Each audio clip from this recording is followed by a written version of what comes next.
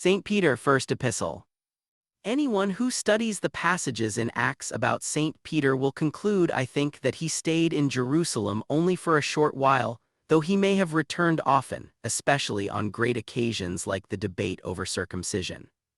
We hear of him staying at Joppa, going to Caesarea, being found at Antioch. In his epistle he addresses the strangers scattered through Pontus, Cappadocia, Galatia, Asia, and Bithynia as someone who has visited and lived among them.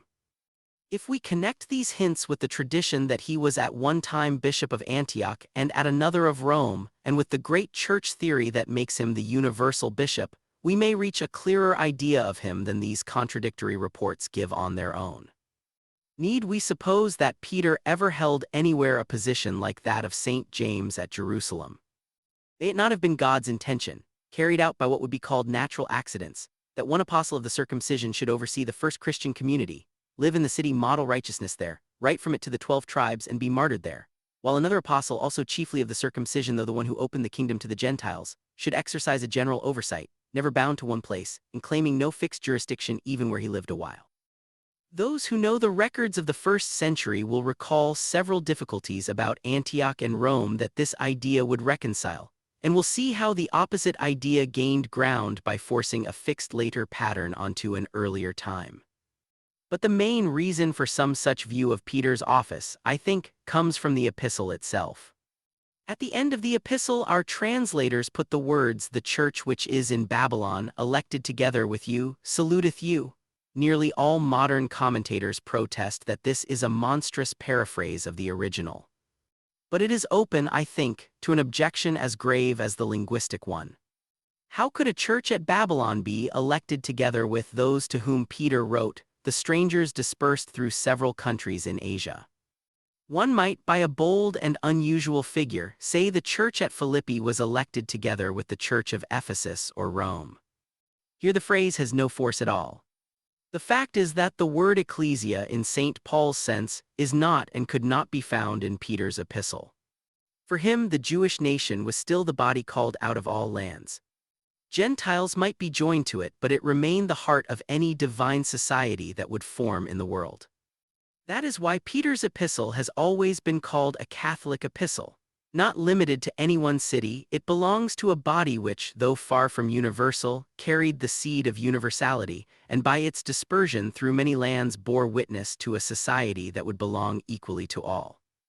In these remarks on what may seem merely the epistle's outward form, I believe I have pointed to its most essential characteristics.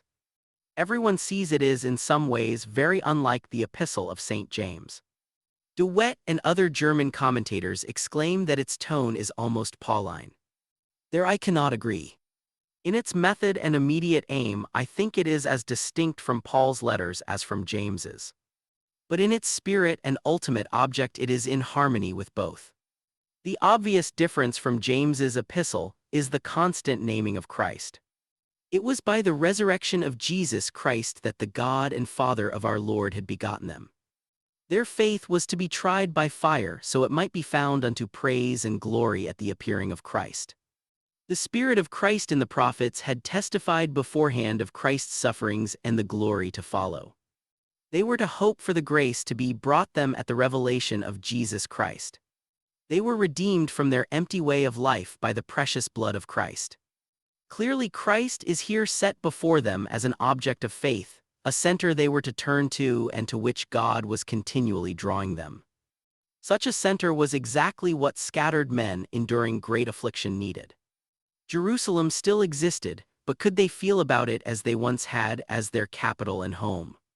The temple still stood, but was it a real bond of sympathy to wanderers and outcasts? Peter leads them away from city and temple to him who had given the city its worth in the eyes of all who came to it, who had dwelt in the temple and met true worshippers there. Coming to him as a living stone, rejected by men but chosen and precious to God, they too as living stones were built into a spiritual house to offer spiritual sacrifices acceptable to God through Jesus Christ. This idea, a divine temple made of living men held together only by a cornerstone who is Christ, runs through the whole epistle. From first to last, he tells them of a unity that existed for them and could be enjoyed despite their dispersion, if only they recognized its living ground and moved round the true center instead of trying to exist as separate atoms apart from it.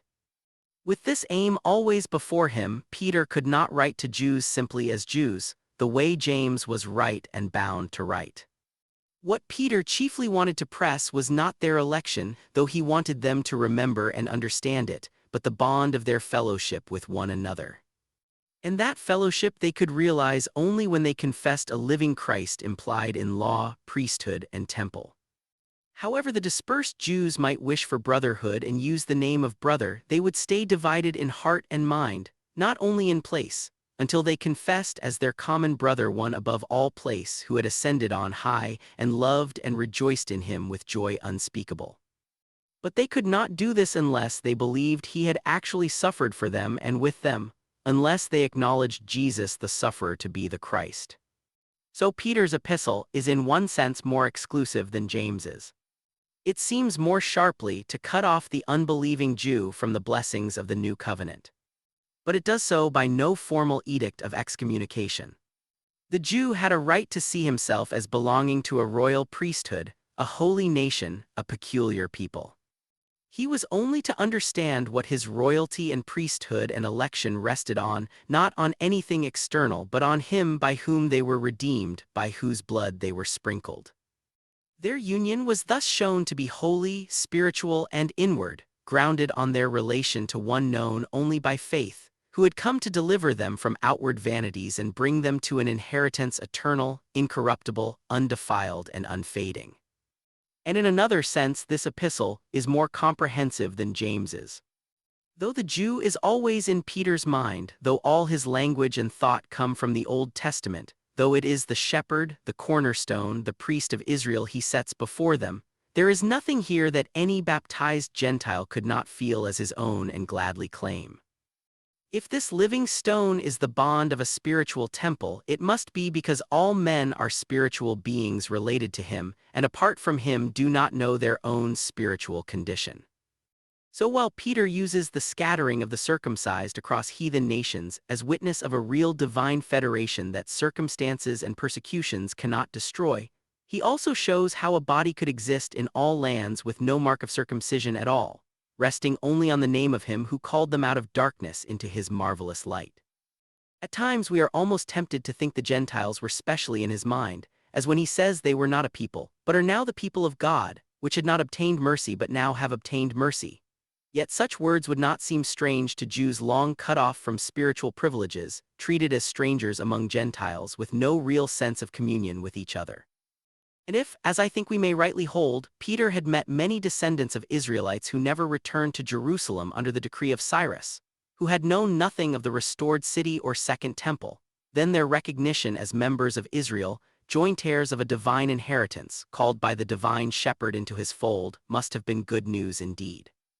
I need not point out how carefully Peter builds every relationship, husbands and wives, parents and children, masters and servants, on the common relation to Christ. How the duties of elders to their flocks, their not lording it over God's heritage, the duty to civil governors, and all mutual services and courtesies rest on the same ground. How the whole framework of human society is shown to rest on him who gave up himself on self-sacrifice, and so on that one accepted sacrifice of which all others are images and in whose power all others are offered. But I would ask whether the idea of filial obedience and sacrifice, of a son come to make men sons of God, is not as much the subject of this epistle as of the last, whether their great differences do not make this central resemblance stand out the more. And I would raise a question I may press another time, whether of all the epistles in the Bible Peter's is not the one which, by its statements and its omissions alike, proves that Jesus Christ the Son of God and no man whatever, certainly not Peter himself, is the rock on which the Catholic body must stand, and against which the gates of hell shall not prevail.